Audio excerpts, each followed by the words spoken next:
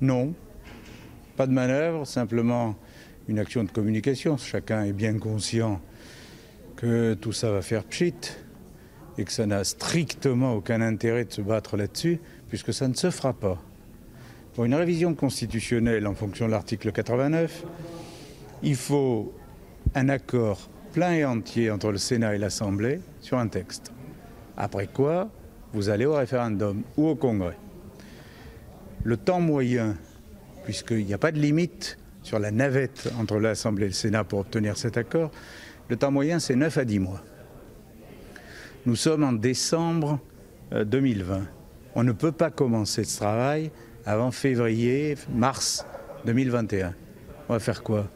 Un référendum Noël 2021, 3 mois avant les présidentielles? C'est tellement peu crédible et c'est tellement inepte. Parce que rajouter un tronçon de phrase dans l'article 1 sur la défense du climat, c'est une régression par rapport au fait que la charte de l'environnement, qui est un texte très complet, a été rattachée au préambule de la Constitution. Et en réalité, dès qu'on commencera le débat, beaucoup d'écologistes vont se rendre compte de l'entourloupe et du fait qu'en réalité, on régresse. Donc le débat va être relancé et on ne s'en sortira pas avant 9 ou 10 mois. Donc, vous le dites de facto, sous le mandat d'Emmanuel Macron, il n'y aura pas de révision constitutionnelle, puisque de toute façon, elle était à l'arrêt depuis l'affaire Benalla. Non, mais le président de la République nous a proposé une réforme constitutionnelle en 2018. Elle n'est même pas arrivée aux portes du Parlement.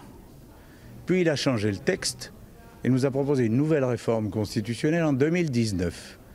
Elle n'est même pas arrivée au bout de la rue du Parlement. Et voilà en 2020 une troisième réforme constitutionnelle qui, elle, ne franchira même pas le début du commencement d'un débat. Donc arrêtons de jouer avec les mots, arrêtons de jouer avec la Constitution et avec le Parlement et mettons-nous au travail. Si M. Macron veut prendre des mesures concrètes pour l'écologie, qu'il les propose maintenant, mais qu'il ne renvoie pas au calendrier grec un référendum qui n'aura pas lieu.